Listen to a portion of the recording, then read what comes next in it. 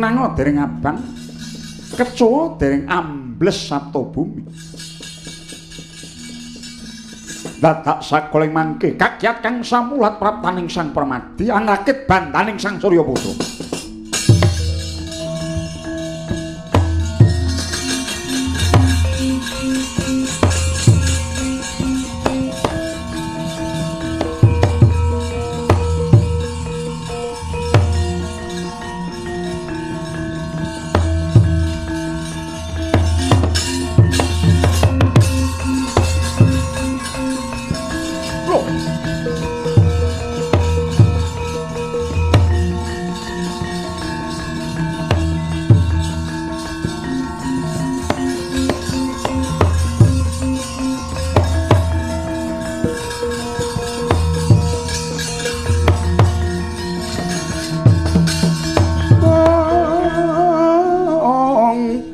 Bayak-bayak wijiling sanjata ngarepating Mandaraka.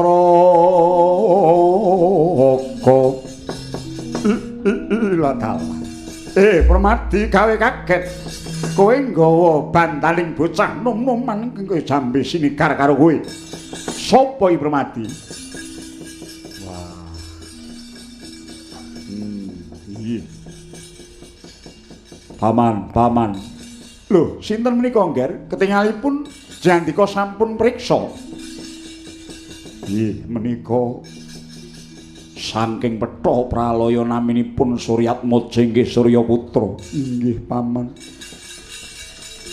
Prabu menika Suryaputra saking nagari petha pralaya menika nagari alit ingkang kabawah kaprintah dados andaning Ratu Ngastina. Inggih sinuwun kula pun Suryaputra. Uculana bandane dhisik apa karepe?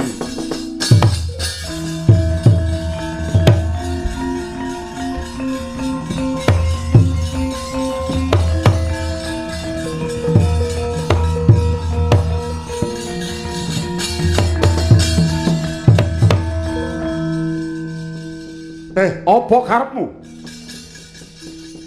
Kowe nganti dadi bantalan negara Mandaraka. Piye Permadi Purwani? Nyaturi kawuningan. Estunipun malih-malih menapa inggih tiyang menika ingkang manjing dusta. Mapan wonten patengganipun Kakang Mbok Ayu Surtikanthi. Lho. Mapan ana patengganing anak wadon Surtikanthi? Inggih. Yen ngono wis tumindak ora bener karo anak wadon. Kinten kula mekaten. Mila rening menika badhe damelingsem negari Mandaraka tumunten kula bondo tanganipun kula srimpung sikilipun. Masalah.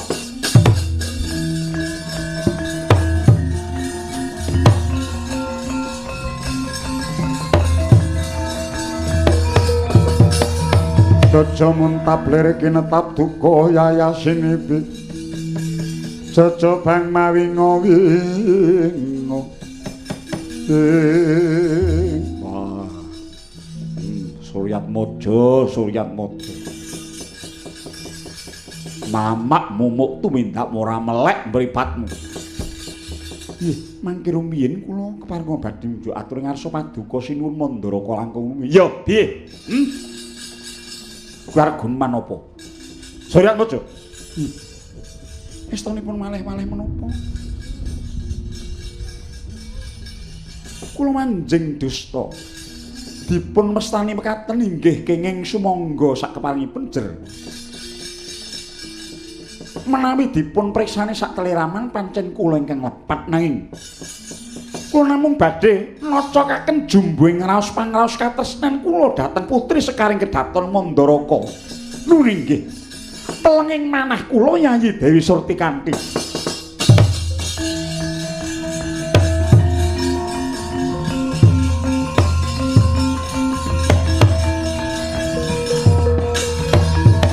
Wadananira layu gumelku cemrah nyomaratani. Piye ana lakon kaya ngene iki piye Surtikanthi? Lha kok dadi Pun bapa wis kebanjur kaya ngene. Mati aku Surtikandi. Kaya ngapa wirangipun bapa lah kok dadi kowe kaya ngono to, Nduk. Surya Putra, kowe tak tetepake keluputan gedhe tumrap negari Mandaraka. Kowe wanuh panimbreg gonjak lan calon garwane anak Angger Kurupati. Oh. Dina iki kowe dadi pesakitan bakal dilebokake pakunjaran. Ora suwe maneh bali gantung ning alun-alun wis Surya Putra. Oh.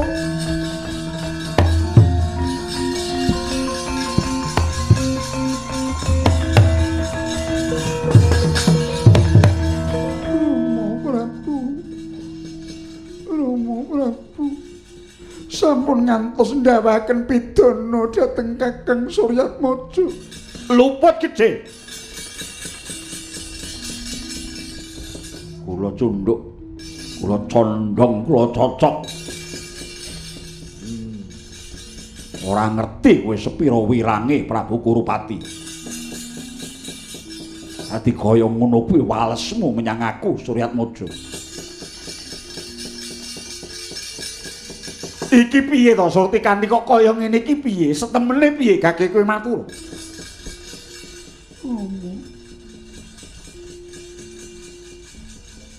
Menawi Kakang Jaka Pitana tetep badhe ngersakaken jiwa raga kula. Tetep kepengin dhaup kalian Surtikandi. Menapa inggih badhe manggih kamulyan slaminipun?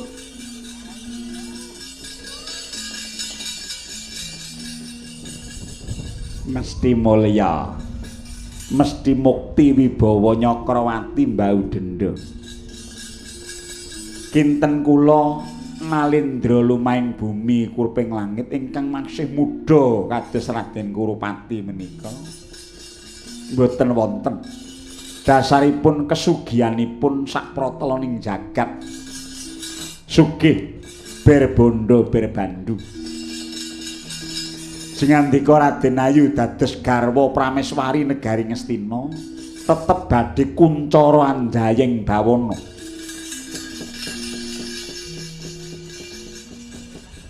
Nanging tiyang bebojan mekaten ingkang dipun gega ingkang dipun gondheli namung setunggal. Inggih menika manunggiling raos.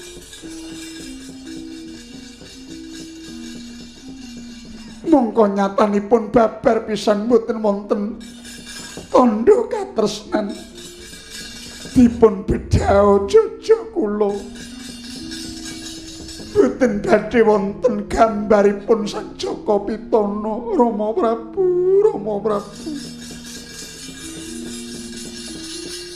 Semanten ugi kula sampun sumpah prasetya badhe pecah wonten iki kewala menawi mboten saged cecaketan kalian Yayi Dewi Surtikandi. Mapan sampun gambuh raos kula. Apa bener kandhane Surya Putra kuwi Surtikandi? Nggih. Manunggiling cipta rasa budi karsa. Keplok kula mboten namung ing lair ngantos dumugi batos.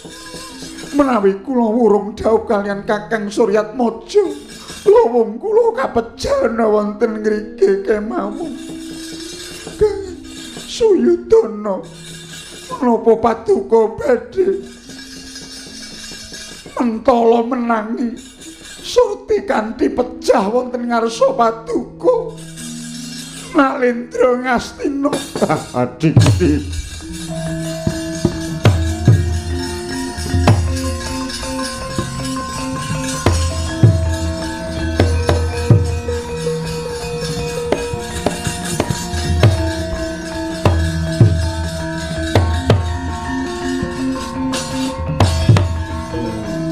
yen papunten Paman Prabu. Nggih tos pundi Ger? Suryatmaja. Bener kandhane Yayi Dewi Surtikandi upama tak terusake nggonku mangun bebrayan ora wurung bakal bubar ana dalan. Lah ning nyatane wong loro wis padha boboting katresnan Mangsa bodho surti kanthi tak pasrahake menyang kowe Surya Putra. Waduh, waduh.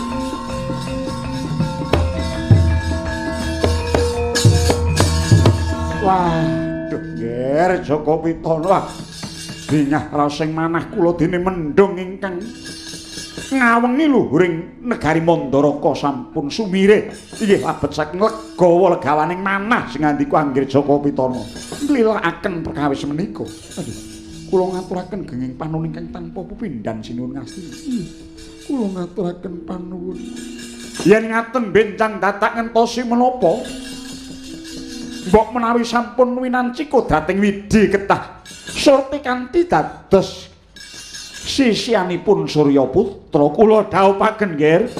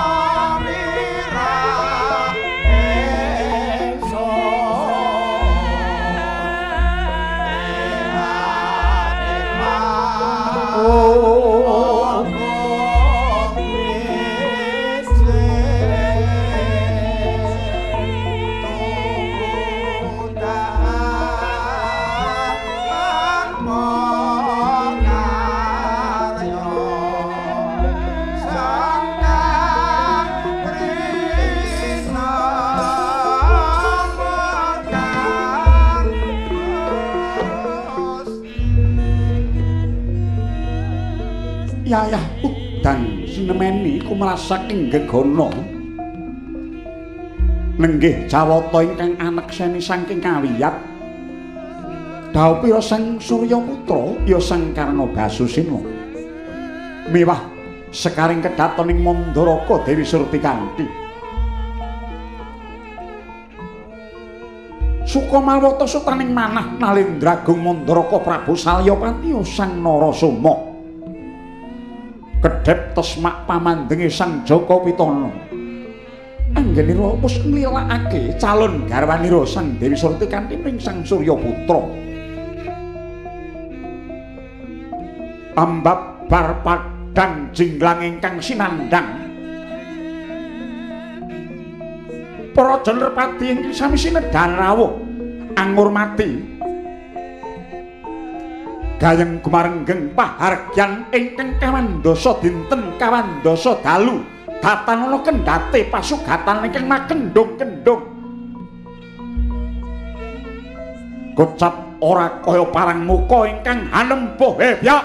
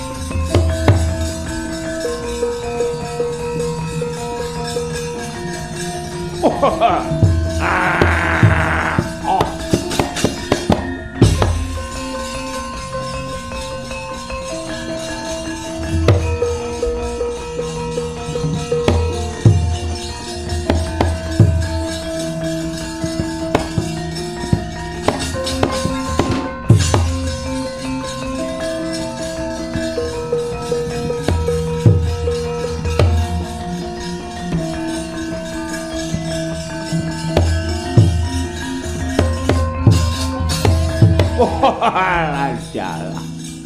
Sapa kowe? Patih Mandaraka kowe sapa? Tungguling yaksa berjurit saka negara Ngawangga. Nderekake Gustiku Prabu Karna pujangga njaluk surti Gandhiha.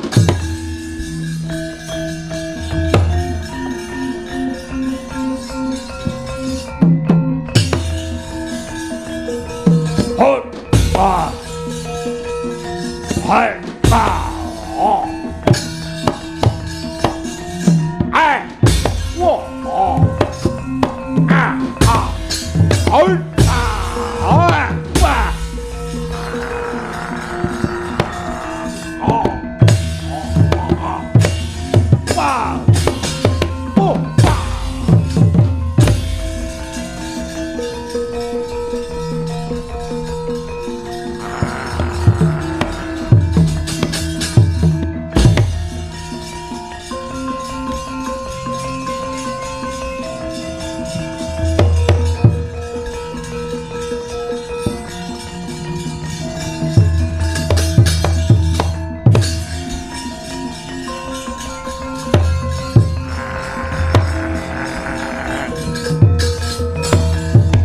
Ladalah.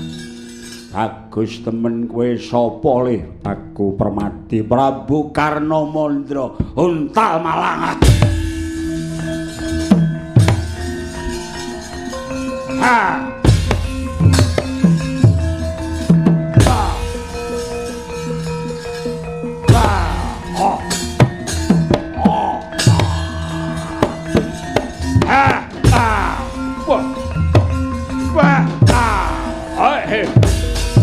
Whoa!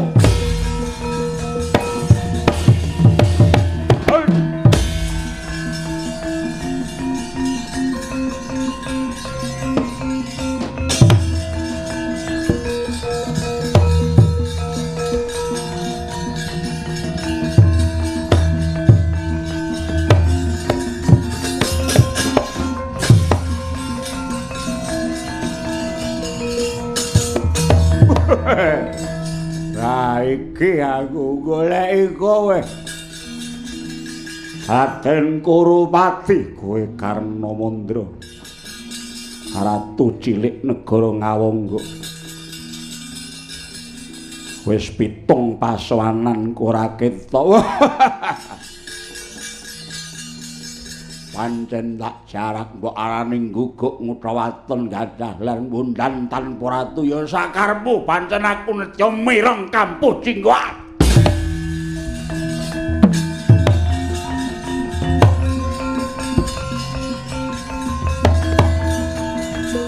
Hoppa! Wo! Wah! Oh! Oh. Wah. Wah.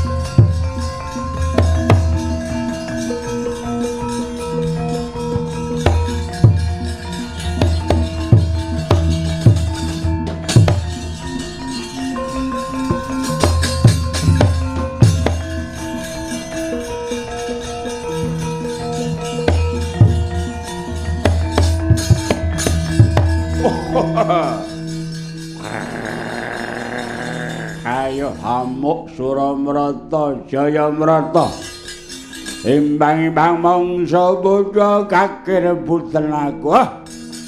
Sapa meneh iki kok kaya kembar karo kisik kowe mau. Aku Raden Suryaputra ya Suryatmaja.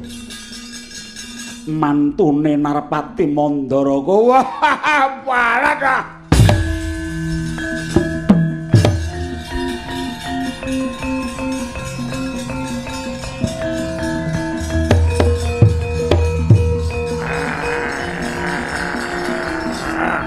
Bah. Wah, bah. Oh, oh, bahaya.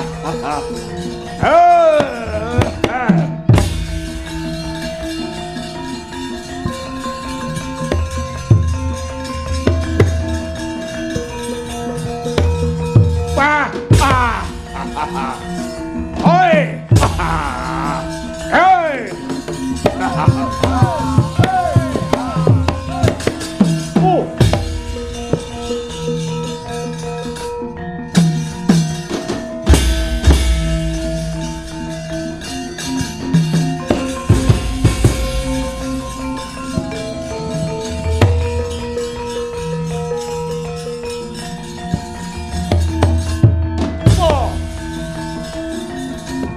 Wah, hot,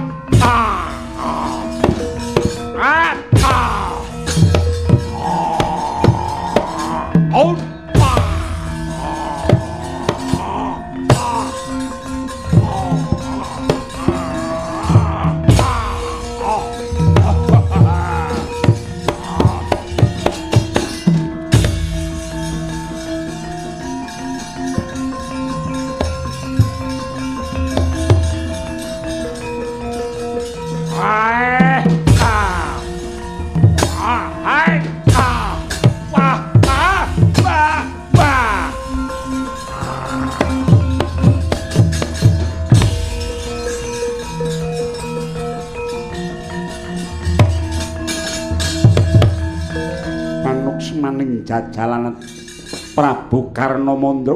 Apa apamu? Ayo ngajak pirang taun.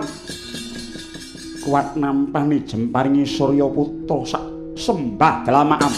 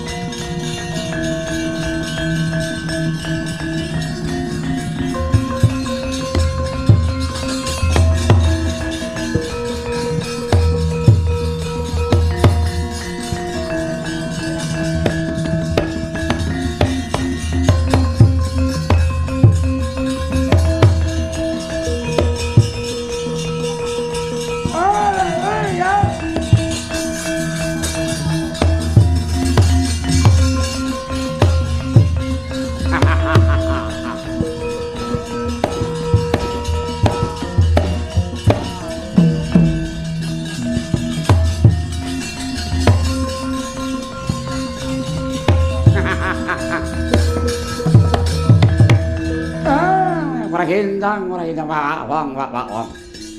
Bu, wong arep dayang ditegar kali Cudi sapa sing gawe Kaki Prabu Mandaraka. Ulun ngecawan ta iki ana parigawe kang wigati suwilahe wendhing negara Mandaraka. Mereka saka Sang Surya Putra. Nggih, ngaturaken genging pan ingkang tanpa upami bukul. Ya, ya. Nggih, Jaka Pitana, kula wonten dawuh bukulun kowe wis nglilakake. Calon karamu si Surti Kandi dadi bojone Suryatmaja. Nggih, lahir baptos mulya. Sane nyatane ulun sing pribadi ingkang bisa ngisas angkarane Prabu Karna Bujangga. Saka negara cilik wewengkoning negara Ngastina ya kuwi jajan Ngastina Prabu Karna Bujangga mati dening Surya Putra karep piye? Mugi paduka kula nyekseni babar pisan iki lapet saking agenging katresnan kula dhateng Surya Putra mila. Dadi mangsa menika kula lilakaken bumi Awangga.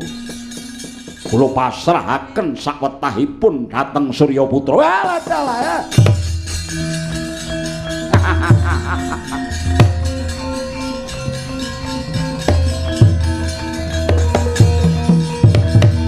Salya kaki salya sira wis midhanget pribadi kanan iki. Nggih, bukulun ngaturaken panuwun. Yen to pancen mangkono garek Surya Putra mara gageh busanane Prabu Karna Bujangga iki tumuli nggonen. Negara Ngawangga wis dilakake marang sira kurahe tak dandani ya.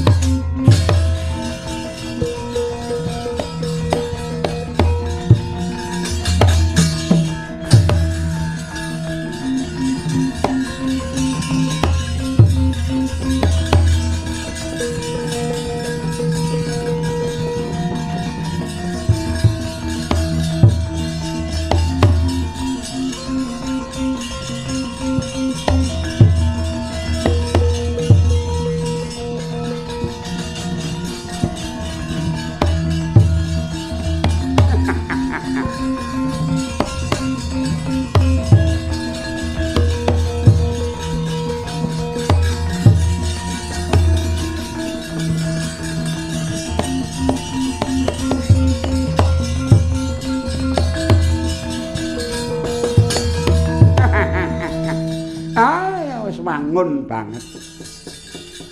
Surya Putra ngagem topong mencorong cahyane hangeng wong kaya peksi kineplukan. Mangsa padha nggonmu ngrakit negari Ngawangga sakwuduhe tresnan ana para kawulamu elinga. Menungsa iku bisa kinaranan urip yen ta isih duwe karep lan pangarep-arep. Mula gedhe pangarep-arepmu mung katujokake marang mulyaning para kawulamu. Nggih, Pukulun. Wong kang sinebut berbudi urip ana ing bebrayan ya ratuwa ya senopati, ya patih lan ya liyane, ya kuwi wong sing rumangsa kesiksa nyumrupi sak pepadane nandhang papa. Gampang rasa welase lan tukul. Rasa pangrasane nggone tansah kepengin tetulung marang kamulyaning bebrayan agung supaya tetep negaramu kuncara sak jagat raya malembar ngambar arum gandane ngebuki jagat nggih. Ngaturaken panuwun mugi-mugi dawuh paduka saged tanatesi. Bangsa bodho ulan kondur makayangan kasih.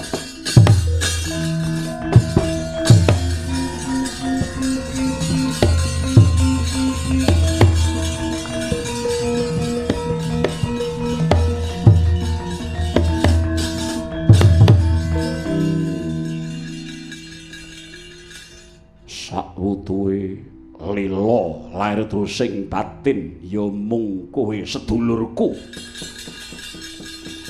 ya mung kowe ingkang bisa tak jagakake murih kuncara hateking Prabu Jaka Pitana Sakurawane Madeka Narpati jejuluka Prabu Karna Basusena.